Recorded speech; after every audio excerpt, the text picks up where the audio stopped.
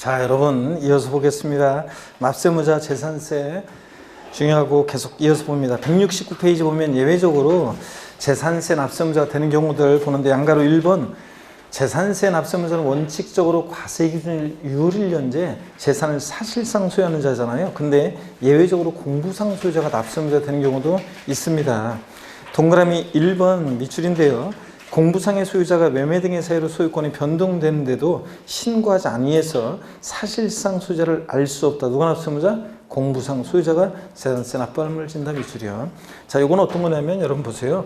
아까 재산세 납세무자는 원칙적으로 과세기준일 6월 1년제 재산을 사실상 소유하는 자라고 했잖아요. 다시 한번 보시면 재산세 납세무자는 원칙적으로 과세기준일 6월 1년제 재산을 사실상 소유하는 자예요. 근데 예외적으로 이제 실질과세원칙상 등기등록과 무관하게 과세하기 때문에 등기 안 됐어도 사실상 소유하는 자는 납세무자인데, 예외적으로 공부상 소유자가 되는 경우도 있다는 얘기죠. 지금 두 가지가 있어요. 하나가 어떤 거냐면 지금 본 건데, 권리 변동 등이 있는데 그 권리 변동 등의 사실을 신고하지 않아서요. 신고하지 않아서 과세권자가 사실상 소유자가 누군지 알 수 없을 때, 이때는 예외적으로 이제 공부상 소유자가 된대요, 지금. 자, 그럼 어떤 얘기냐, 이런 거라고 했습니다. 자, 갑과 을이 부동산을 거래를 하는데, 갑과 을이 부동산 거래하는데, 예를 들어서, 갑과 을이 부동산 거래하는데, 만약에 잔금이 있잖아요. 잔금이 2020년 5월 31일 날 잔금을 치렀어요. 소유권 이전 등기는 6월 20일 날 만약에 등기가 됐다. 자, 그러면 당연도 재산세 납세무자는 누가 되느냐? 그러면 원칙적으로 재산세 납세무자는 과세기준일 6월 1일 현재 재산을 사실상 소유하는 자라 했잖아요. 6월 1일 날 봤더니 공부상으로는 여전히 매도인 소유자? 등기가 6월 20일 날 됐으니까. 근데 5월 30일 날 잔금 치렀으니까 재산을 사실상 소유하고 있는 사람은 매수인을이죠? 잔금 치르면서 열세 받고 등기자에 필요한 서류 넘겨받고 사실상 소유하고 있습니다. 그러면 누가 납세무자냐? 그러면 원칙은 아까 그랬어요. 금방 사실상 6월 1년제 재산을 사실상 소유하는 자가 원칙적으로 납세무자가 돼요. 근데 여기서 전제로 깔고 있는 것은 사실은요, 뒤에 나오지만 이런 게 있어요.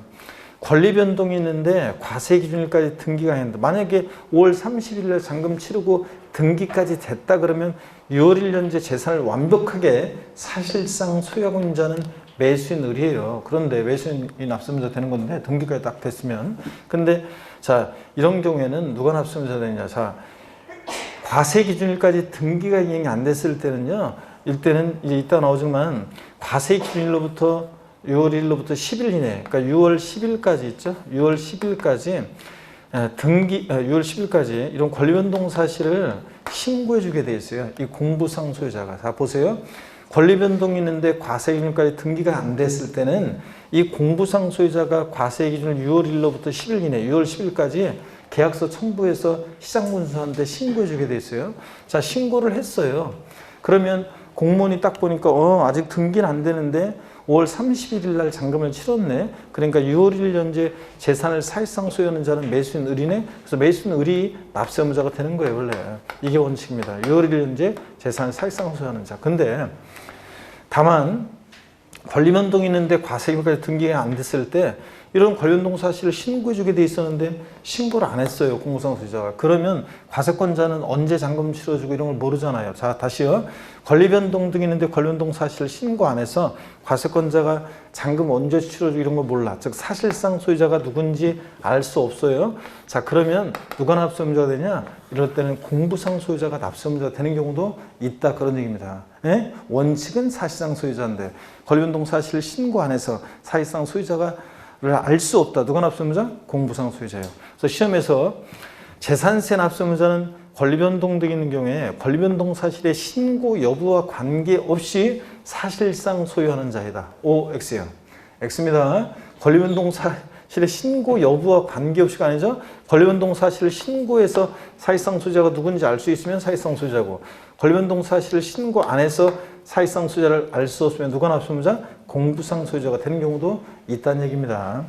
자, 그 다음에 또 하나가 이제 공부상 소유자가 되는 경우가 또 하나가 어떤 거냐면, 사실상 종중재산인데 공부상 개인 명의로 등재되어 있고 종중 소임을 신고 안 했을 때 얘기입니다. 그 얘기는 어디에 나오냐면 자, 한 장 넘기시면요, 여러분.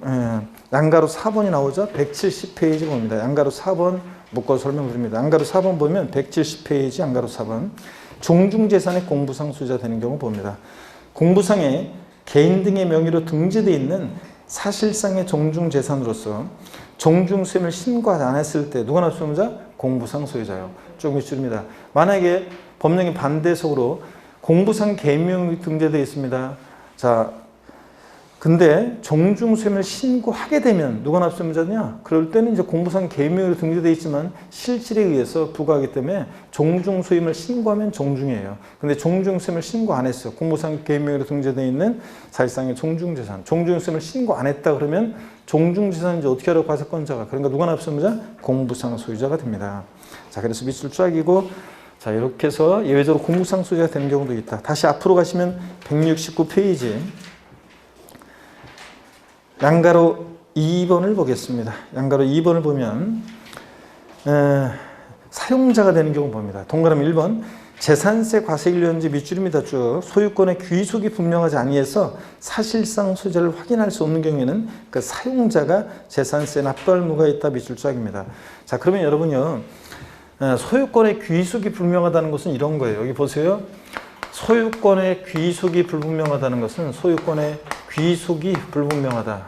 자, 불분명하다는 것은 어떤 경우냐면 공부상 소유자를 상대로 있잖아요. 공부상 소유자를 상대로 갑이라는 사람이 공부상 소유자인데 이 사람을 상대로 을이 지금 소송 중이에요. 소송 중. 그래서 서로 소유권을 놓고 자기 거라고 지금 싸우고 있습니다. 그럼 과세권자 입장에서는 얘가 승소할지 얘가 승소할지 알 수 없으니까 이 부동산의 소유권의 귀속이 불분명해요. 그럴 때 또 공부상 소유자가 장기간 행방불명이에요. 자, 이를 행방불명. 이럴 때 우리가 제 소유권의 귀속이 불명하다고 합니다. 다시요. 소유권의 귀속이 불분명해서 사실상 소유자를 알 수 없는 경우에 재산세는요. 수익세이기 때문에 현재 이 재산을 통해서 수익을 받고 있는 사용자를 재산세에 납세자로 합니다. 재산세에서 사용자가 된 건 딱 이거 하나예요. 소유권의 귀속이 불분명해서 사실상 소유자를 알 수 없을 때 누구라고요? 사용자예요. 자, 근데 시험에서는 어떻게 바꾸냐? 소유권의 귀속이 불분명하여 사실상 소유자를 알 수 없는 경우에는 공부상 소유자를 납세자로 한다.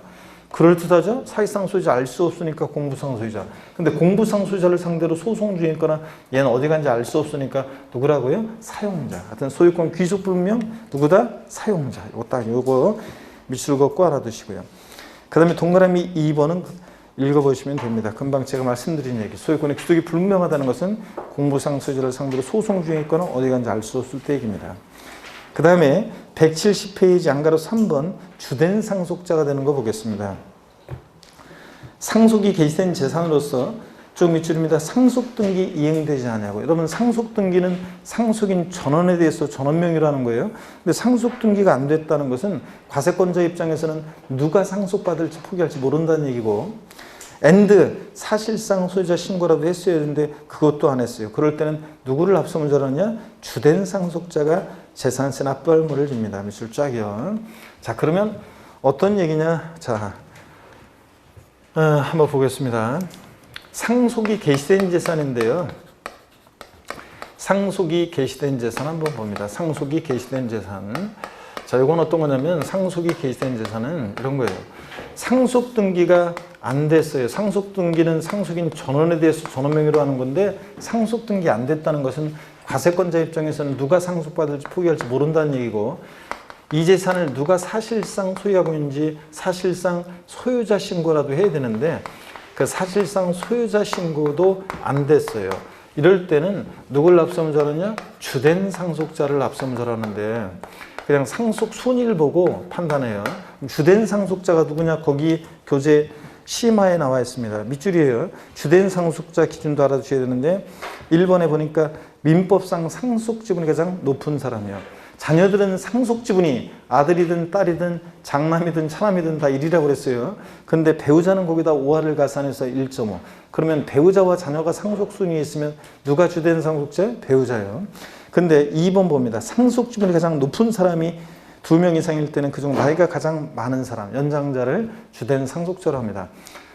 배우자가 상속수분이 가장 높은 자가 2인 이상, 배우자가 2명 이상일 일은 없고 항상 그렇다고 했죠, 제가? 제가 어떤 주부 수강생한테 배우자가 2명 이상이면 좋겠죠? 그랬더니 어떤 주부 수강생이 한 명도 귀찮아 죽겠는데 2명은 싫어요. 그러면서 한 수강생도 있었는데, 어쨌간에 배우자가 2명 이상일 일은 없고 자녀들만 있다고 했을 때, 여러분 보세요. 자녀들을 상속주분 똑같잖아요. 2인 이상이다. 그러면 누가 납세의무자 되냐? 연장자, 나이가 제일 많은 사람입니다. 주된 상속자로 합니다. 그래서 주된 상속자 기준도 꼭 알고 계셔야 됩니다. 자, 그러면 여러분 다시 봅니다. 상속 개시된 재산인데 상속 등기도 안 되고 사실상 소유자 신고도 안 됐다 그러면 주된 상속자입니다. 민법상 상속 주분에 가장 높은 자. 근데 여기 보세요. 그럼 법령의 반대식으로 상속 등기 안 됐고요. 근데 사실상 소유자 신고는 됐어요. 그러면 이 신고된 사실상 소유자가, 신고된 사실상 소유자가 납세 의무자가 됩니다. 누가 그 재산을 사실상 소유하고 이제 신고가 됐으니까 신고된 사실상 소유자입니다. 근데 상속 등기가 됐다 그러면 누구냐면, 상속 등기가 됐다 그러면 이제 그럴 때는 상속 등기가 되면 당연히 상속인입니다. 상속인.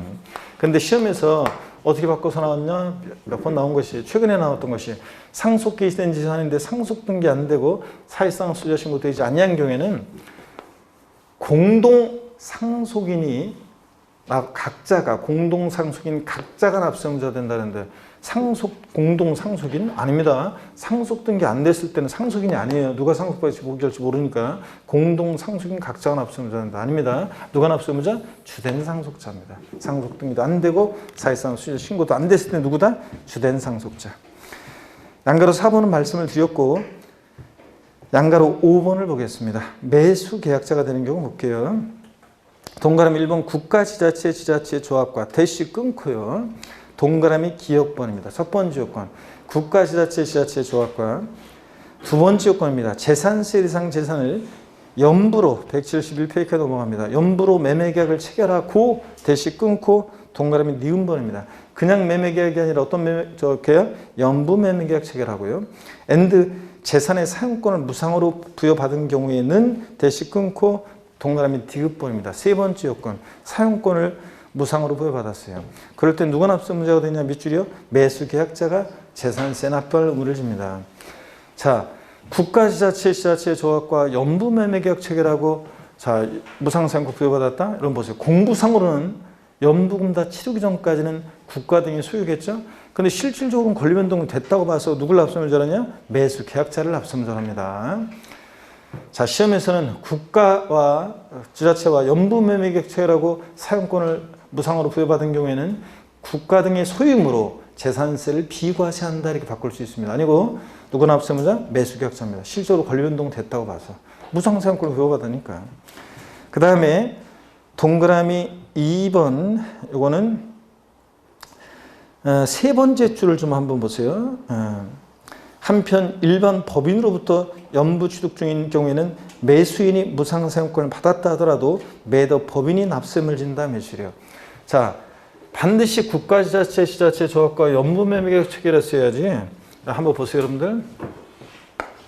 국가 등과 자, 연부매매계약 체결하고 연부매매계약을 체결하고 무상사용권을 부여받았을 때, 다 누가 납세의무자냐? 실적으로 권리변동 됐다고 봐서 매수계약자입니다. 매수계약자. 자, 근데 또 비슷한 게 이런 게 있어요. 한번 들어보세요. 국가가 선수금을 받아 조성하는 매매용 토지로서 사실상 조성이 완료된 토지 사용권을 무상으로 받은 경우에는 그 사용권을 무상으로 받은 자를 매수계약자로 본다 그래서 그 사용권을 무상으로 받은 자가 납세의무자가 되는 경우도 또 있습니다. 법령 내용에. 일단 요거하고 뭘 비교해 드리려고 하냐면, 자, 어떤 법인과요. 법인과 연부매매계약 체결하고 무상사용권을 받았다. 그럴 때 누가 납세의무자? 매도계약자. 매도계약자인 법인이 납세의무자가 됩니다. 자, 그래서 반드시 누구랑요? 국가 등과 연부매매계약 체결하고 무상사용권 부여받았을 때 매수계약자지, 법인과 연부매매계약 체결하고 무상사용권 부여받았을 때는 매도계약자인 누구다? 법인이 납세의무자가 됩니다. 자, 이렇게 해서 구별할 수 있어야 되고요, 여러분들. 자, 이건 얘기 내용이고 이건 지방세법 내용이고 구별해서 어떻게 알아둡니다. 깊은 내용이지만. 자, 그 다음에 계속 이어서 보시면요. 그 얘기, 그 양가로 5번 매수계약자가 되는 거였어서, 그 동그라미 2번 위에 거, 저 동그라미 2번 다시 한번 볼게요. 앞부분을. 이 경우 국가 등이, 자, 밑줄입니다. 선수금을 받아 조성하는 매매용 토지를 조성하는 경우에 해당 토지 조성이 사실상 완료돼서 사용권을 무상으로 받은 경우에는 누구를 납세무자로 보냐? 매수계약자. 사용권을 무상으로 받은 자를 매수계약자로 봅니다. 그러니까 이자가 납세무자가 된다는 얘기예요. 사용권을 무상으로 받은 자가. 밑줄이고 한편 여기도 말씀을 드렸습니다. 하여튼 일반 법인과 연부매매계약라고 무상 사용권을 부여받으면 누가 납세무자? 매수계약자. 매도법인, 법인이 납세무자 된다는 거. 매도계약자, 법인이라는 거. 그래서 국가 등과 연부매매 체결하고 무상 사용권을 부여받을 때하고 비교합니다, 여러분들. 양가로 6번을 볼게요. 사업시행자가 되는 경우를 봅니다. 도시개발법에 의해서 시행하는 환지 방식에 의한 도시개발 사업 및 도정법에 따른 정비사업의 시행에 따른, 자, 여기부터 비춥니다. 환지계획에서 일정한 토지를 환지로 정하지 아니하고 채비지 보류지로 정한 경우에 이 채비지 보류지는 누가 납세무자냐? 상업시행자예요. 사업시행자. 밑줄입니다. 그런데 시험에서는 어떻게 나왔냐? 자, 환지계획에서 일정한 토지를 환지로 정하지 아니하고 채비지 보류지로 정한 경우에 재산세 납세무자는 사업시행 전 토지 소유자이다. X입니다. 사업시행 전 토지 소유자가 아니라 사업시행자입니다. 또 어떤 모의고사 보면 시공회사이다. 아닙니다. 시공회사 아니고 사업시행자하고 달라요. 사업시행자입니다.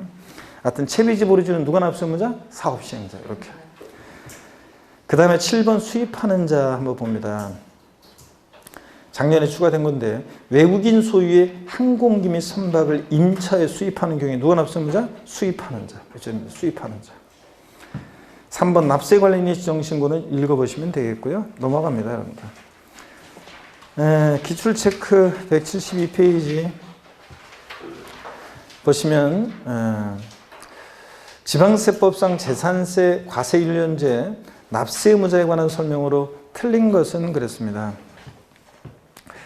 공유재산의 경우에 그 지분에 해당한 부분, 지분에 표시가 없으면 지분이 균등한 것을 봐서 공유재산 누가 납세 의무자? 지분권자. 맞고요. 2번 소유권의 귀속이 분명하지 않아서 사실상 소유를 확인할 수 없으면 누구라고요? 사용자가 되는 거 딱 하나죠. 소유권 귀속 불분명해서 사실상 소유할 수 없을 때.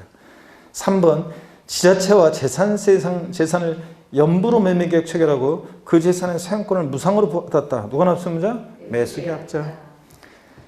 4번 공부상의 개인 등의 명의로 등재되어 있는 사실상 종중재산으로서 종중소임을 신고하지 않았을 때 누가 납세무자라고요? 공부상 소유자.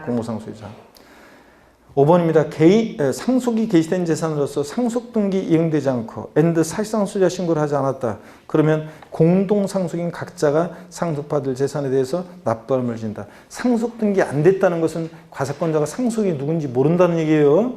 그렇죠? 그러니까 누가 납세무자냐? 주된 상속자. 그래서 5번이 정답입니다. 자, 2번 재산세 과세사항입니다. 재산세는 어떤 것을 보유할 때 재산세가 부과되느냐? 자, 재산세는 시군군에 소지하는 하나하나 체크입니다. 토지, 건축물, 주택, 항공기 및 선박을 대상으로 합니다. 5가지 상식적으로 알고 있어야 돼요. 여기다가 차량 같은 거 슬쩍 집어넣고 물어봅니다. 취득세 대상하고 헷갈리라고.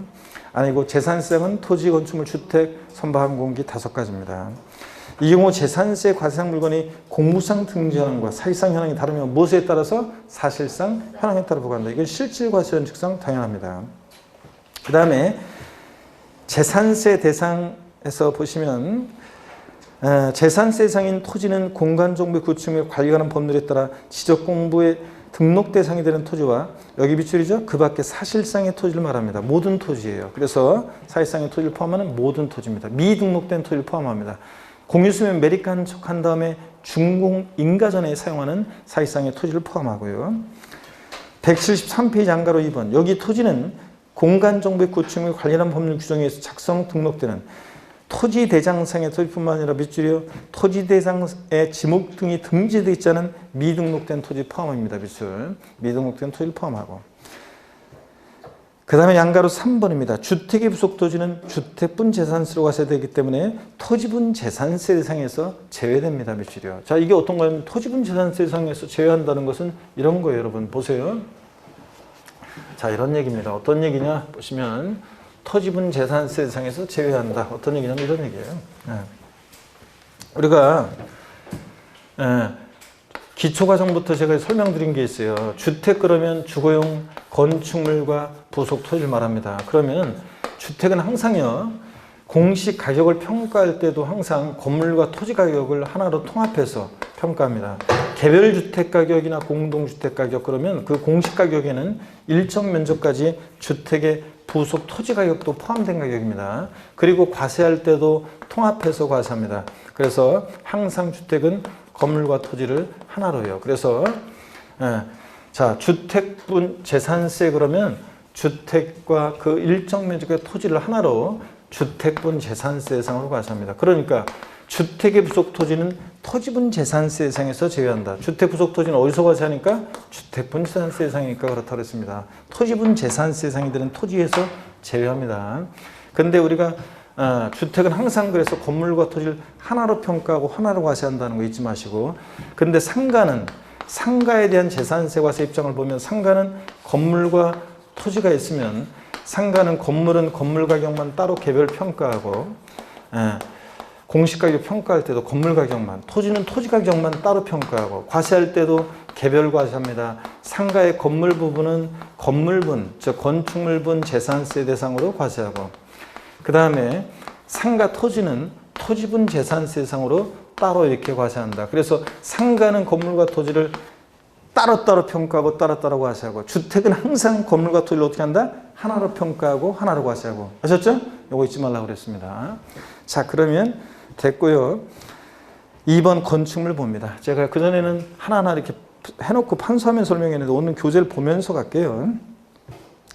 재산세 대상이 되는 건축물이요. 건축법 중에 따른 건축물, 건물뿐만 아니라요. 토지에 정착하거나 지하 또는 다른 구조물에 설치한 레저시설, 레저시설에 동그라미 해서요. 돼지꼬리 땡냐해서 골프 연습장 써져 있어야 되는데 안 써있는 분들은 골프 연습장 써놓습니다.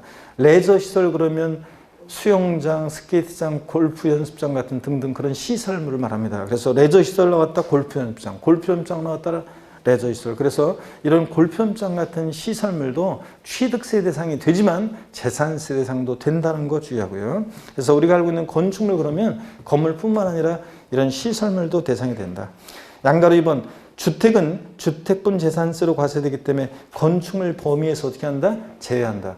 왜 제외합니까? 어디서 과세하니까? 주택의 건축물 부분은 어디서 과세해요? 주택분 재산세 대상이니까. 건축물분 재산세 대상이 아니라 주택분 재산세 대상으로 따라 과세하니까 제외합니다. 3번 주택입니다. 주택이라는 것은 세대원들이 독립한 주거생활을 영위할 수 있도록 구조로 된 주거용 건축물과 부속토지를 말하는데, 양가로 2번을 봅니다. 이 경우 주택의 부속토지 경계가 명백하지 않다. 바닥면적 몇 배요? 10배까지 부속토지를 봅니다. 밑줄이요. 우리가 취득세에서 이런 거 배웠었어요. 별장, 고급 오락장, 고급 주택, 부속토지 경계가 불분명하다. 바닥면적이 몇 배까지 부속토지를 봤어요? 10배까지. 바닥면적 10배까지 부속토지를 봐서 중과세했습니다.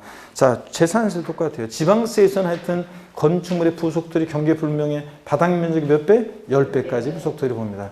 자, 근데 양도소득세하고 헷갈리라고 이제 도시지역은 5배, 도시지역 밖은 10배까지 부속토지를 본다. 이러면 틀려요. 양도세하고 달리 지방세에서는 건축물의 부속토지 경계 불명하면 바닥면적에 무조건 몇 배다? 10배입니다, 여러분. 자, 넘어갑니다. 174페이지로 갑니다. 174페이지로 가면 양가로 3번 겸용주택이 나옵니다. 주거와 주거 이외 용도에 겸용되는 겸용주택이요. 자, 이걸 주택으로 보면 건물과 토지를 하나로 평가해서 주택분 재산세로 과세하고, 상가로 보면 건물과 토지를 따로따로 평가해서 건물은 건축물분 재산세로, 토지는 토지분 재산세로 과세합니다. 세율도 달라요. 그렇기 때문에 겸용주택을 어떻게 판정하느냐가 중요합니다. 주거와 주거 이외 용도에 겸용되는 겸용주택이요. 1동의 건물, 건물 1개 동이 겸용주택일 때 주거와 주거 외 용도에 사용되는 경우에 밑줄입니다. 주거용으로 사용되는 부분만을 주택으로 본다. 밑줄짝이요. 1동 건물이 주거와 주거 이외 용도에 겸용되는 경우에는 주거 면적이 주거 이해목보다 큰 경우에는 전불주택으로 본다. 틀려요. 주거 부분만 주택이고. 그죠? 그 다음에 니은번 이 경우 건물의 부속 토지는 주거와 주거 이외 용도에 사용되는 건물 면적 비율에 따라 각각 안분해서 주택의 부속 토지와 건축물의 부속 토지를 봅니다. 그래서 이거 이런 얘기라고 그랬어요. 잘 보세요, 여러분들. 어떤 얘기냐면 이런 얘기예요. 자, 어떤 얘기냐 그러면 건물 한 개동, 1동 건물이 겸용주택일 때는 면적에 비례해서요. 주거 면적과 주거 이외 면적에 비례해서 주거 부분만 주택으로 봐요. 주거 부분만 주택으로. 주거 부분만 주택입니다. 그러면 이게 어떤 얘기인지 한번 볼게요. 면적에 비례해서 주거 부분만 주택으로 보는데 이런 거라고 했습니다. 자, 건물 한 개 동이 요거 이쪽에다 설명드릴까요? 건물 한 개 동이 있어요. 1동의 건물이 있으면 그러면 자, 주거면 1층은 상가 면적이고 상가고 1층은 상가고 2층과 3층은 주거 면적이다. 그러면 이렇게 주거 면적이 크더라도 주거 면적이 60%고 예를 들어서 주거 이해 면적이 40%라고 할게요. 자, 이랬을 때도 자, 이 겸용주택 어떻게 과세하느냐 그러면 주거 면적이 크다고 전부주택 그러면 틀리고 어떻게 과세한다고요? 주거분만 주택이니까 60%는 주택분 재산세 대상으로 그 다음에 40%는 건축물분 재산세 대상으로 과세하고 그 다음에 이 부속 토지는 1동 건물 부속 토지는 건물 면적 비율에 따라 안분해서 60%는 주택의 부속 토지로 과세하고 그 다음에 40%는 상가 토지로 과세한다 그랬습니다. 이런 얘기라고 했습니다. 그래서 1동의 건물이 주거와 주거 이해 용도에 겸용되는 경우에는 주거분만 주택으로 봅니다.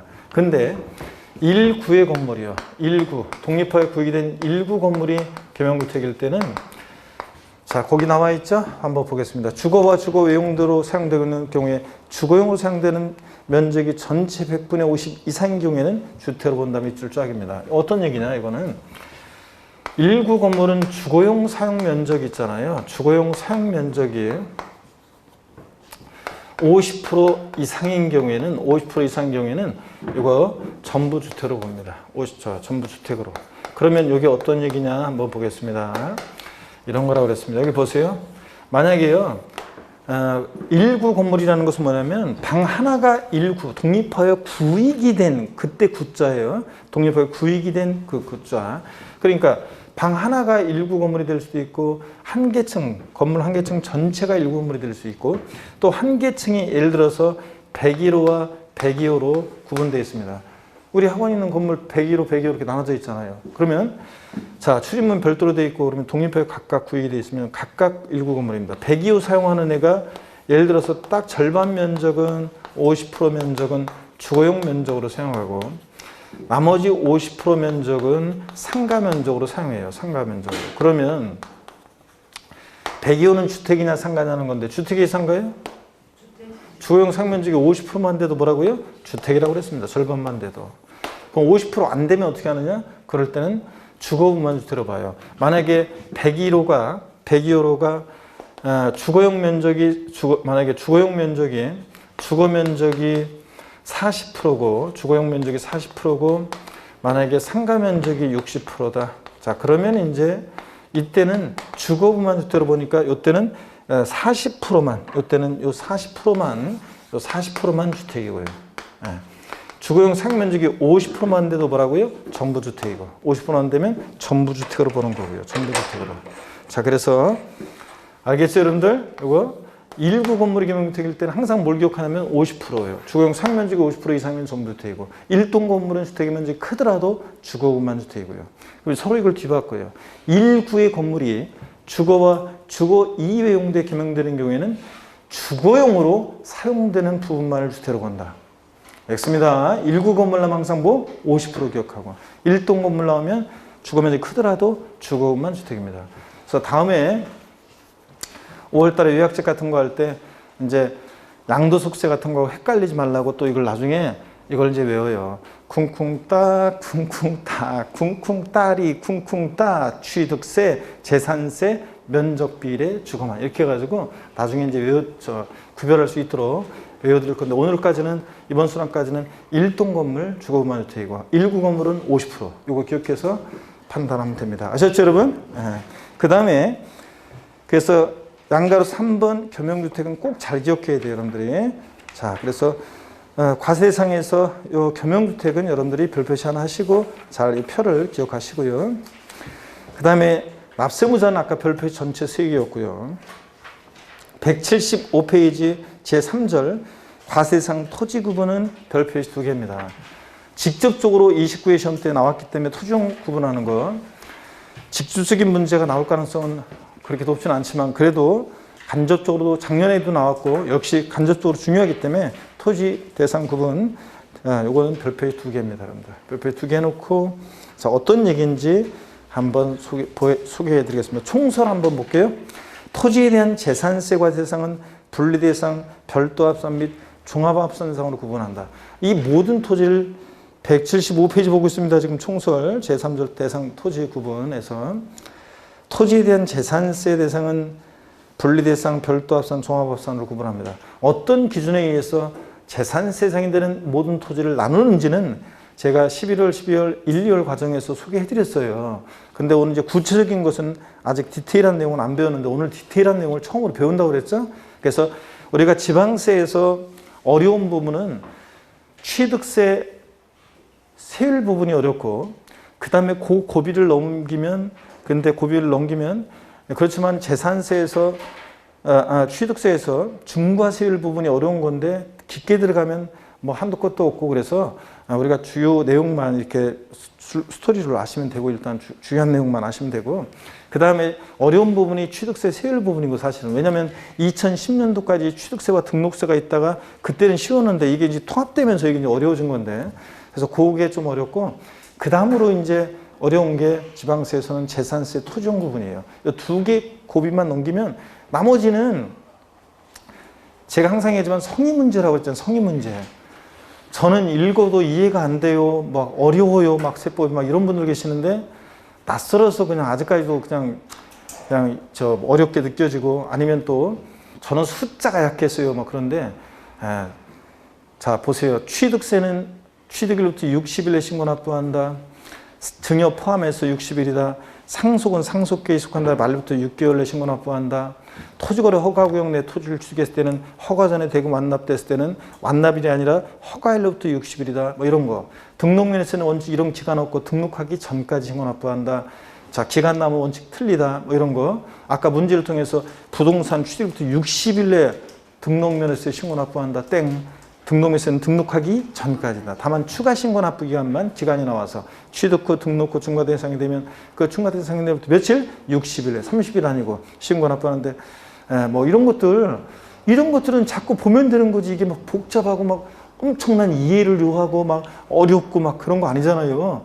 그래서 자꾸 보면 되고 아차 실수했네 그러면 또 이렇구나 등록면허 기간 나면 안 되구나 자꾸 이렇게 보면 되는 거고 어려울 거 하나도 없습니다. 이런 것도 여러분들 일동 건물, 일구 건물 구별해서 이렇게 계속 자 보잖아요. 1, 2월 달에 배웠고 3, 4월 보고 5, 6월 달에 또 보고 7, 8월 달 또 보고 9, 10월 달에 계속 보고 이렇게 하면 다 그냥 되는 거예요. 자꾸 보면. 그래서 어려울 거 없어요. 여러분들. 그래서 어렵다 이렇게 생각하지 말고 어려운 부분은 이제 요 고비를 지방세 넘기면 나중에 양도소득세에서 이제 좀 어려운 부분이 나오고 이렇게 해서 이제 이렇게 하면 이제 그 나머지는 자꾸 보면 되는 거예요. 그래서 자꾸 보면 되는 거고. 그래서 어렵다는 생각을 너무 갖지 말고 계속 반복해서 보면 됩니다. 벌써 다 완벽하게 되면 이게 뭐 정상이 아니잖아요. 그래서 여기를 다 지우고 제가 토지용 부분을 좀 소개해 드릴 건데 고개를 드시고요. 목 운동부터 다시 한번 합니다. 심기일전하겠습니다. 여러분은 모의고사 보셨나요? 아직 안 봤어요?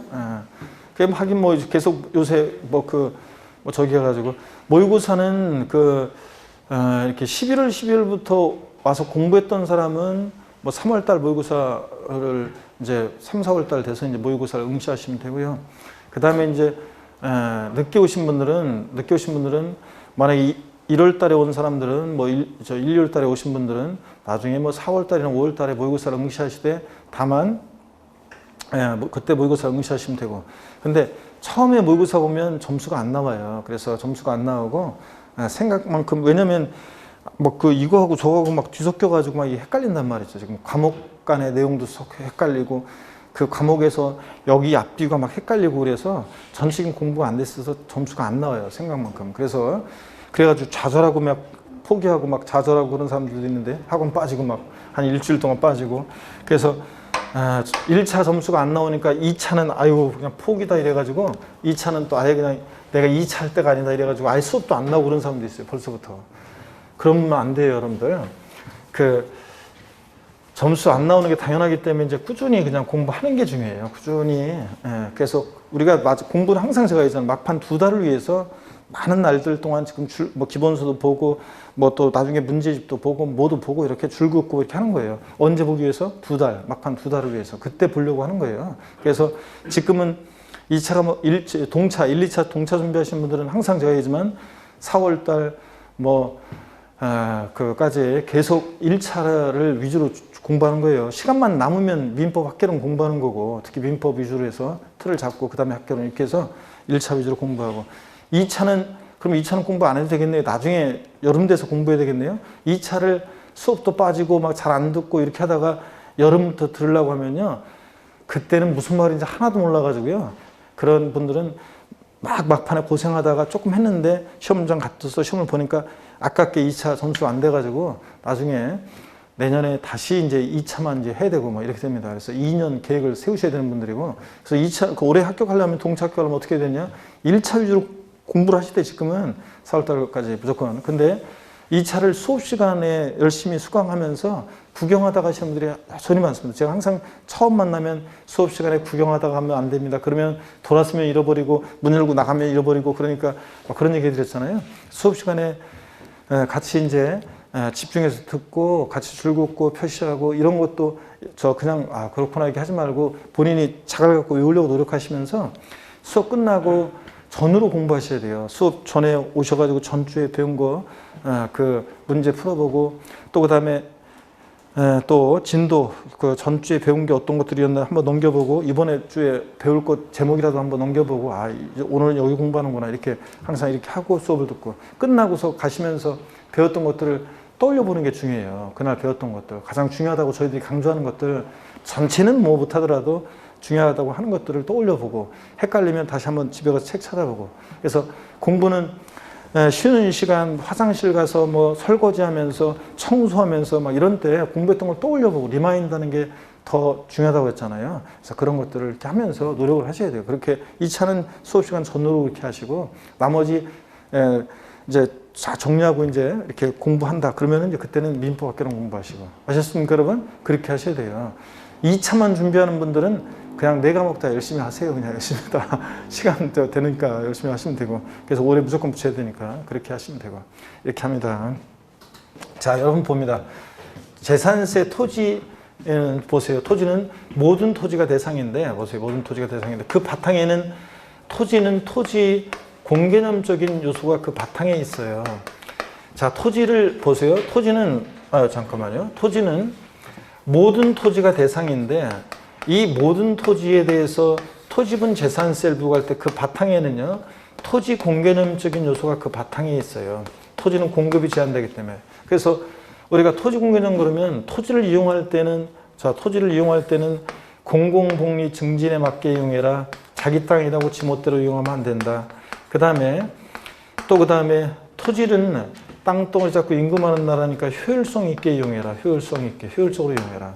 제 다음 카페 핵심 요약 정리 제가 다 올려놨는데 거기에 보면 학습 자료실에 보면 다 지금 제가 강의하는 내용이 거의 필기가 다 돼 있습니다.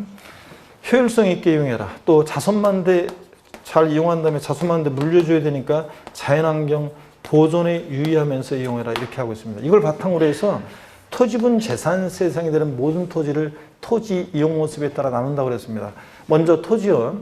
모든 토지인데 생산과 관련한 생산 관련 토지 이용 모습도 있고요. 토지 이용 모습을 보면 토지 이용 모습에 따른 토지를 이용을 나누는데 생산 관련 토지 이용 모습도 있고 또 생산된 것을 소비자에게 유통시켜주는 유통 상업적 목적의 토지 이용 모습도 있고요.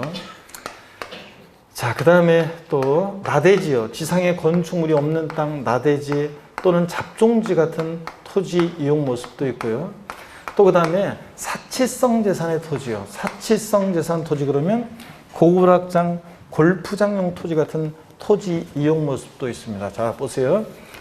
사치성 재산, 그래요. 사치성 재산 토지, 그래서 고급 오락장이나 골프장용 토지 같은 그런 토지 이용 모습도 있습니다. 자, 그랬을 때 모든 토지를 토지 이용 모습에 따라 이렇게 나눠요. 그랬을 때 생산 관련한 토지, 대표적인 토지 이용 모습은 어떤 게 있냐면 농지, 그 다음에 목장, 그 다음에 예외적인 임야예요. 여기 보세요, 여러분들. 제가 임야에다가 꽃 표시한 이유는 왜 그러냐면요. 여러분들이 흔히 시골에 개인이나 법인이 임야를 소유하고 있다 그러면 그 임야는 나대지 잡종지처럼 취급해요. 근데 여기서 말하는 임야는 이따가 나오지만 공익 목적의 일정한 임야들이 있어요. 산림보호, 육성 등을 위한 임야. 그래가지고 법에 열거가 되어 있습니다. 종중이 소유하는 임야와 함께 법에 열거된 일정한 공익 목적의 임야는 농지 목장과 함께 낮은 세율을 정해요. 생산과 관련되어 있고 토지 이용 모습이 토지 공개념에 부합하기 때문에 낮은 0.07%의 낮은 저율의 세율을 적용합니다. 재산세. 그 다음에 또 공장용지 같은 게 있어요. 공장용지 등 해가지고 이런 것들도 토지 이용 모습이 생산 관련되어 있고 사회적인 기여도가 효용 가치가 있잖아요. 근데 다만 공장은 자연환경은 좀 해치면서 농지목장보다는 해치면서 이용하니까 세율이 농지목보다는 조금 높아요. 0.2%. 그렇지만 여전히 얘네들은 낮은 저율의 세율을 정합니다. 그래서 여기 보세요. 낮은 저율의 세율을 정해서 다른 토지와 합산하지 않고 분리해서 과세는 저율 분리과세 대상 토지로 분리과세합니다. 저율 분리 대상 토지로. 그 다음에 또 보세요. 유통 상업적 목적 토지로서 대표적인 토지용 모습이 있는데 어떤 게 있냐면 여기 봅니다. 상가나 사무실 같은 일반 건축물 있잖아요. 상가나 사무실 같은 일반 건축물의 부속 토지 있잖아요. 부속 토지는 얘네들은 별도로, 여기 잘 보세요 여러분들. 별도로 얘네들을 모아요. 그래서 별도 모아서 얘네들 같은 유형끼리 당의 시군구 관할 구역 내 토지를 소유자별로 합산해서 과세하는 별도 합산 과세 대상 토지로 구분합니다. 별도 합산 대상 토지로. 자, 여기를 보세요. 합산한다는 것은 여러분 보세요.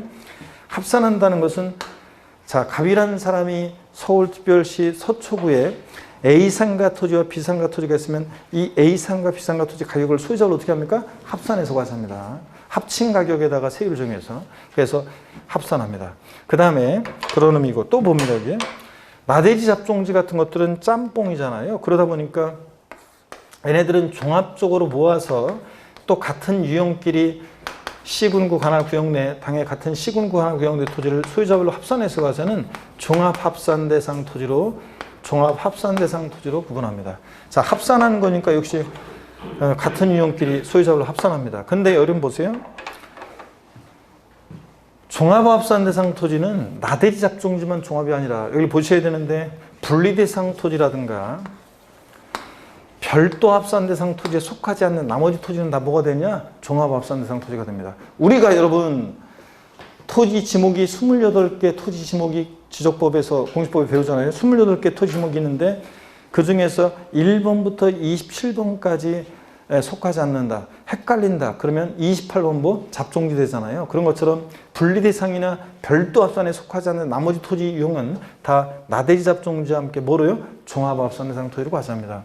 또 사치성 재산 토지로서 고불확장, 골프장 토지는 얘네들은 토지 이용 모습이 토지 공개념에 부합하지 않기 때문에 높은 고율의 세율을 적용해요. 그래서 고율의 세율을 적용해서 다른 토지와 합산하지 않고 분리해서 과세하는 고율 분리대상 토지로 과세합니다. 자, 여기 보세요.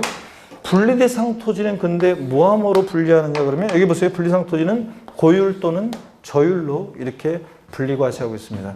자, 그래서 재산세 대상이 되는 모든 토지를 크게 분리과세 대상 토지, 별도 합산, 종합합산 대상 토지로 구분하는데 분리대상 토지는 또 뭐하뭐로요? 저율 분리와 고율 분리로 분리과세합니다. 자, 다음 중 종합합산 대상 토지인 것은, 다음 중 별도 합산 대상 토지인 것은 시험 문제가 나오는데 이게 전부면 얼마나 좋겠어요? 예외가 이제 엄청 많다는 거죠. 그래서 우리가 배울 건데 일단 이거를 기본으로 딱 압니다. 다시요. 농지, 목장, 예외적인 임야, 공장 용지는 어느 유형의 토지로 구분한다? 저율 분리상 토지로. 상가나 사무실 같은 일반 건축물의 부속 토지 뭐로? 별도 앞선 대상 토지로. 나대지 잡종지라든가 분리나 별도에 속하지 않는 나머지 토지는 다 뭐로? 종합 앞선 대상 토지로. 사치성 대상 토지로서 고급 확장 골프장 토지는 뭐로? 고율분리 대상 토지로 불과합니다. 아셨죠? 예, 이런 거. 자, 이걸 먼저 머릿속에 딱 잡고 그 다음에 또 봅니다. 여기서 고율이라는 것은 4%예요. 미리 말씀드리면 재산세 세율이 4%죠. 재산세에서 토지 중에서 세율이 최고 높은 것은 고급 확장 골프장 토지, 이 고율비상 토지가 4%가 최고 높아요. 재산세 전체에서 세율이 가장 낮은 거 골라라 그러면 0.07%, 007%. 농지 목장 임야가 세율이 제일 낮아요. 제일 낮고. 그 다음에 분리보다는 세율이 별도 합산대상 토지 세율이 높고요. 별도보다는 종합합산대상 토지 세율이 높고요. 종합보다는 이렇게 고율비상 토지 세율이 높습니다. 세율은 이렇게 높아집니다. 자, 그러면 이제 토지용 구분할 때 있잖아요. 예외가 많다고 그랬잖아요. 토지용 구분할 때 어떻게 토지용 구분하는지 열쇠가 있어요. 열쇠 같은 게 있는데 제가 그거를 이제 알려드릴게요. 여기 보세요. 무슨 얘기냐면 토지용 구분 문제 풀 때 어떻게 푸는 거냐면 이런 거예요. 농지가 있어요. 근데 여러분 농지는 원래 저율분리잖아요. 농지는. 근데 농지가 있는데 농사 짓는 땅이라 그래서 다 저율분리상이 되는 게 아니에요. 한번 보세요. 어떤 농지가 있는데 예를 들어서 이 농지가 토마토도 심고 배추도 심고 그 다음에 무도 심고 상추도 심고 막 해놨어요. 농사를 잘 지었어요. 근데 이 농지가 어디 있는 거냐면 서울 강남구 뭐 역삼동 상업지역 한복판에 한 여기 뭐 1000평의 땅이 있는데 여기서 농사를 막 짓고 있습니다. 토마토 심고 배추 심고 상추 심고 아침에 셀러리맨들이 우르르 출근하는데 새벽부터 아침에 나와가지고 삽 들고서 왔다 갔다 하다가 삽질하고 거기서 저기 합니다. 농사를 짓습니다. 그러면 보세요. 토지는 아까 효율성 있게 이용하라고 그랬어요. 효율적으로. 그죠, 여러분들? 토지를 효율적으로 이용하는 거예요. 서울 상업지역 한복판 땅값 비싼 데서 농사를 짓고 있어요. 토지를 효율적으로 이용하는 거예요? 아니잖아요. 그래서 여러분 보세요. 이렇게 시지역에 주거지역이나 상업지역, 그 다음에 공업지역 같은데 이런 데 있는 농지는 있잖아요. 이런 데 있는 농지는 농지로서 인정하지 않습니다. 이런 데 있는 농지는 그렇잖아요. 어떤 토지가 주거지역으로 용도가 지정이 됐다는 것은 이 토지는 주거적 용도로, 상업적으로 토지 용도가 지정이 됐으면 상업적 용도로, 공업적으로 용도가 지정이 됐으면 공업적 용도로 이용할 때 토지 효율성이 극대화된다는 건데 이런 데서 농사를 짓고 있으면 있잖아요. 농지로 인정 안 해요. 그럼 효율적인 토지 이용이 아니다 이렇게 봐요. 자, 그러니까 토지는 효율성 있게 이용하는데 그럼 이런 데 있는 농지는 농지로서 인정하지 않습니다. 그러면 이런 데 있는 농지는 그럼 어느 형의 토지로 과세할 것이냐? 원래 농지는 저율분리상인데 분리나 별도에 속하지 않는 나머지 토지는 다 뭐가 된다고 그랬어요? 종합합산. 그래서 이런 데 있는 농지는 종합합산 대상 토지로 과세해요. 농지는 이따 보면 농지는 토지용분리 풀 때 위치를 봐요. 있을 곳에 있느냐. 그래서 있을 곳에 농지가 있어야지. 저런 시골 지역이나 도시 지역 같으면 이따가 나오지만 개발지향 지역이나 녹지 지역이나 있을 곳에 있어야지. 농지가 딱 봤을 때 여러분 이런 데 있어. 있을 곳에 있지 않으면 뭐가 된다? 종합합산. 그래서 토지용구 문제 풀 때 농지는 있을 곳에 농지가 있으면 저율분리. 이런 데 있으면 안 되는데 그럼 뭐라고요? 종합합산 대상 토지로 과세합니다. 자, 그 다음에 농지 토지용 문제 풀 때 위치를 보고 풀어요. 또 보세요. 목장 용지 한번 볼게요. 목장. 자, 목장 용지는 결론부터 말씀드리면 얘는 있을 곳에 있느냐를 봐요. 목장이 역시 주거지역이나 상업지역, 공업지역 같은 데 목장이 있으면 되겠어요, 안 되겠어요? 여러분 집 옆에 목장이 있다고 생각해 보세요. 여러분 목장이라는 게 우리는 영화를 너무 많이 봐가지고 목장 그러면 무슨 호주나 미국이나 유럽 같은데 푸른 초원 위에서 풀 뜯고 있는 그런 그 목장을 떠올리잖아요. 근데 우리나라에서 그런 목장은 대관령이라든가 일부 지역에 조금만 그냥 있는 거고 우리나라에서 목장 그러면 공장식 축사잖아요. 그래가지고 그냥 좁은 데다가 그냥 막 얘들 바글바글 막 거기다 이렇게 해놓고 하잖아요. 그러다 보니까 그런데 그 목장 축사 같은 게 한번 여러분 집 옆에 있다고 생각해 보세요. 제가 예전에 경기도 이천에서 강의한 적이 있었는데 경기도 이천 거기 강의한 적이 있었는데 2000대 중반에 그 아파트를 어떤 사람이 이제 어떤 수강생인데 수강생이 얘기하는데 아파트 그러니까 산이 있고 산 아래 바로 아파트가 새롭게 이제 신축 아파트가 지어졌고 그래서 그 아파트를 사가지고 처음에는 문 열면 이렇게 산바람이 들고 그러니까 좋다고 그래가지고 했는데 갑자기 나중에 있잖아 살다 보니까 나중에 여름 되니까 그 축사 막 그 냄새 있잖아요. 막 그런 게 막 창문 여니까 두루두루해요. 그래가지고 주변을 봤는데 아무것도 없었는데 산만 있었는데 근데 바로 그 야지막한 산 바로 건너편에 축사가 있었어요. 거기서 온갖 냄새가 오는데 파리 모으기 나중에 여름에는 살 수가 없어가지고 집값 떨어질까봐 사람들한테 말도 못하고 그 동네 사람들이 끙끙 앓다가 결국 하나 둘 집을 이사가 하나 둘 조용히 집 팔고 그냥 막 그런 경우가 있었다는 걸 저 얘기를 들었는데 자 이렇습니다. 목장이 똑같아요. 목장도 있을 곳에 있어야지 주거적이나 상업적, 공업적이 있으면 목장 용지를 인정하지 않습니다. 또 목장 근데 면적 제한도 있어요. 면적 제한도 무슨 얘기냐? 한번 보겠습니다. 드넓은 푸른 초지 100만 평의 푸른 초지가 있어요. 저는 이런 푸른 초원을 보면 있잖아요. 푸른 초지를 보면 왠지 이런 푸른 초원을 사람마다 그런 게 있잖아요. 어떤 이미지를 보면 뭔가 이렇게 떠오르는 그런 게 있잖아요. 저는 이런 푸른 초원을 보면 왠지 이런 푸른 초원을 뛰어다니고 싶어요. 진짜로 풀밭을 막 뛰다가 있죠. 돌뿌리에 걸리도 않았는데 걔네 걸린 것처럼 탁 하면서 풀밭을 떼구르 몇 바퀴를 굴러. 몇 바퀴를 굴러가지고 떼구르 굴러다가 풀밭에 누워서 있죠. 팔베개 하고서 뭉게구름 지나가는 거 보면서 낮잠 한숨 자고 싶다 그런 생각이 들어요. 어린 유년의 시절에 그런 적이 있었거든요. 풀밭에 누워서 뭉게구름 지나가는 거 보면서 여름에 이런 생각 저런 생각하고 막 그 공상했던 그런 생각이 떠올라가지고 저는 그래요. 그래서 풀밭에 누워서 낮잠 한숨 자려고 했는데 뭐가 휙 지나가요. 그래서 눈을 떠봤더니 타조 한 마리가 양치기에 쫓겨서 연락에 도망다니고 있습니다. 그래서 저는 여기가 타조 농장인 거구나. 그래가지고 나지막한 언덕에 올라가서 이 푸른 초원을 뛰노는 타조떼 무리를 구경하려고 언덕에 올라가 봤어요. 그랬더니 사방팔방 둘러봐도 있죠. 이 100만 평 푸른 초지에 타조 한 마리만 돌아다니고 있어요. 그러면 100만 평 푸른 초지가 타조 한 마리를 위해서 목장 용지로 존재한다. 토지의 효율적인 얘기예요? 아니지. 만약에 목장에 면적 제한이 없으면 법령에 보면 우리가 알 필요는 없지만 법령에 소, 닭, 말, 양 해가지고 가축의 종류에 따라 목장의 허용 면적이 있고요. 마리당 허용 면적이 있고 거기다가 자기가 키우는 가축의 마리수를 곱하면 목장의 기준 면적이 계산됩니다. 그런 방법이 있어요. 근데 법령에 규정이 되어 있는데 우리는 알 필요 없고요. 어떡하네. 목장에 면적 제한이 없으면 이런 일이 발생하죠. 자, 면적 제한이 없어 보여 목장. 사람들이 새끼 돼지 한 마리 차에 싣고 와가지고 나돼지 잡종지 엄청난 넓은 땅에다가 새끼 돼지 한 마리 싣고 와가지고 차에다 싣고 와서 제가 하는 것처럼 제가 자주 하는 것처럼 보타이 딱 해가지고 야 놀아라 그러면서 돼지 꿀꿀이고 돌아다니면 자 여기는 저 넓은 저때까지 다 돼지 목장 이럴 거 아니에요. 한 마리 갖다 놓고. 그렇기 때문에 목장은 면적 제한이 있습니다. 자 여기 보세요. 요만큼이 예를 들어서 있을 곳에 있고 법령에서 계산한 목장의 기준 면적 이내라고 쳐요. 그러면 이 있을 곳에 있고 기준 면적 이내니까 얘는 목장은 원래 어느 용의 토지로 가세요? 저율분리 0.07% 저율비상 토지로 가세요. 근데 이 목장의 입지 기준 면적을 초과한 부분 있잖아요. 이 초과한 부분은 기준 면적을 초과한 이 부분은 목장 용지가 아니잖아요.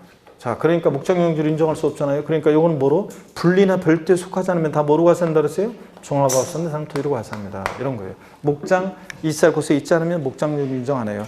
목장은 있을 곳에 있어도 기준 면적 이내면 불리지만 기준 면적을 초과한 면적은 뭐로 가산한다? 종합학습 대상 토지로 가산합니다. 또 봅니다. 공장이 있어요. 공장 용지가 있는데 공장 보세요. 공장이 여기 봅니다. 공장은 토지용 문제 풀 때 얘도 있을 곳에 있느냐 그 다음에 기준 면적 이내이냐 다 따져봅니다. 여러분 보세요. 공장도 있을 곳에 있어야지 공장이 시지역의 주거지역이나 상업지역에 있으면 돼야 안 돼요. 안 되잖아요. 자 그래서 공장은 산업단지나 공업 쪽에 있거나 아니면 저런 시골 같은 데 있어야죠. 그래서 공장 있을 곳에 있냐 따지고 기준 면적 이내에서 따집니다. 자, 그래서 공장 면적 안 따지면 엄청나게 넓은 나대 잡종지 같은 데다가 공장은 요만큼만 해놓고 이게 공장이니까 저거 다 공장 용지 그럴 거 아니에요. 그렇기 때문에 공장은 있을 곳에 있냐 따지고 면적도 따집니다. 있을 곳에 있고 요만큼이 법령에서 계산한 기준 면적 이내다. 그러면 있을 곳에 있고 기준 면적 이내면 공장 용지는 어느 용의 토지로 가서 하느냐. 공장은 원래 어느 용의 토지였어요? 0.2% 빵 2% 조일분리죠. 0.2% 조일부상 토지로요. 근데 이 기준 면적을 초과한 토지는 공장 용지가 아니잖아요. 그래서 이 기준 면적을 초과한 토지는 공장 용지가 아니니까 분리나 별도에 속하지 않으면 다 뭐로 가서 한다고요? 종합합 선상 토지로 가서 합니다. 자, 그 다음에 또 한번 봅니다. 상가나 사무실 같은 일반 건축물이요. 보세요. 상가나 사무실 같은 일반 건축물의 부속 토지 한번 보겠습니다. 일반 건축물은 보면 얘는요. 토지 연구 문제 풀 때 얘는 위치는 안 봐요. 왜냐하면 어디나 다 있을 수 있는 거니까. 시지역에 주거지역이든 상업지역이든 공업지역이든 저런 시골이든 어디나 다 있을 수 있는 거니까 얘는 면적만 따져요. 토지 연구 문제 풀 때. 그래서 자 봅니다. 어떤 이게 상가 부속 토지예요. 일반 건축물의 부속 토지인데 얘는 위치는 안 보니까 면적만 봐서요. 이게 법령에서 나중에 배우는데 계산한 기준 면적 이내이다. 기준 면적 이내이다. 자, 그러면 일반 건축물의 부속 토지는 기준 면적 이내면 뭐로 가서 한다 그랬어요? 별도 합산 대상 토지로 가서 합니다. 기준 면적 이내면. 근데 기준 면적을 초과한 토지는 상가 토지가 아니잖아요. 그러니까 이 기준 면적을 초과한 토지는 뭐로 가서 합니까, 여러분? 분리나 별도에 속하지 않으면 다 뭐로 가서 한다 그랬어요? 종합합산 대상 토지로 가서 합니다. 큰일 났네. 토지연구분 이걸 잘 듣고 해야지 토지연구분이 이해가 되는데 안 듣는 분들은 이제 큰일 났네. 잘 보세요. 자, 그래서 뭔가 지금 눈치를 채야 되는데 공통적인 게 있네 지금. 예? 앞동네 뭐라고 돼 있더니요. 토지 문제 풀 때, 토지 연구 문제를 풀 때 앞동네 뭐라고 돼 있든 뒷동네 기준 면적을 초과한 토지 나왔다. 기준 면적을 초과한 토지 나오면 볼 것이 뭐가 됩니까? 종합합산 대상 토지로 갔습니다. 앞동네 뭐라고 돼 있든 뒷동네 기준 면적을 초과한 토지 나왔다. 뭐가 된다? 종합합산 대상 토지로 갔습니다. 그러면 보세요. 토지 문제 풀 때 농지는 위치만 봅니다. 면적은 안 따져요. 그래서 위치만 봐서 있을 곳에 있으면 조율분리. 농지 있을 곳에 있으면 뭐가 돼? 종합합산. 자, 목장은 있을 곳에 있느냐, 기준 면적 이내냐 다 따집니다. 있을 곳에 있고 기준 면적 이내면 분리지만 있을 곳에 있지 않거나 그 다음에 기준 면적을 초과한 면적은 종합합산 대상 토지로 가세하고 그 다음에 공장도 있을 곳에 있느냐, 기준 면적 이내냐 따지고요. 근데 상가 토지 같은 것들은 어디나 다 있는 거니까 면적만 따져서 기준 면적 이내면 보고 별도 합산. 기준 면적을 초과한 면적은 볼 것이 뭐로 가세요 하고 종합합산 대상 토지로. 아시겠습니까, 여러분? 이렇게 해서 이걸 바탕으로 해서 이제 토지용 구분을 우리 하나하나 보도록 하겠습니다. 175페이지 1 분리대상 토지, 176페이지 별도 합산 대상 토지, 3번 종합합산 대상 토지가 나오잖아요. 요거는 공부를 다 한 다음에 오히려 보는 것이 더 나아요. 그래서 어디를 보시냐면 177페이지에 이 분리대상 토지요. 여기부터 이제 한번 보도록 하겠습니다. 자, 그러면 여기부터 제가 하나하나 설명을 드릴 건데 시간이 됐기 때문에 잠깐 쉬었다가 이걸 바탕으로 해서 토지연구분 어떻게 푸는지 자세한 내용을, 디테일한 내용을 177페이지 처음으로 이제 한번 배워보도록 하겠습니다. 잠깐 쉬겠습니다, 여러분들.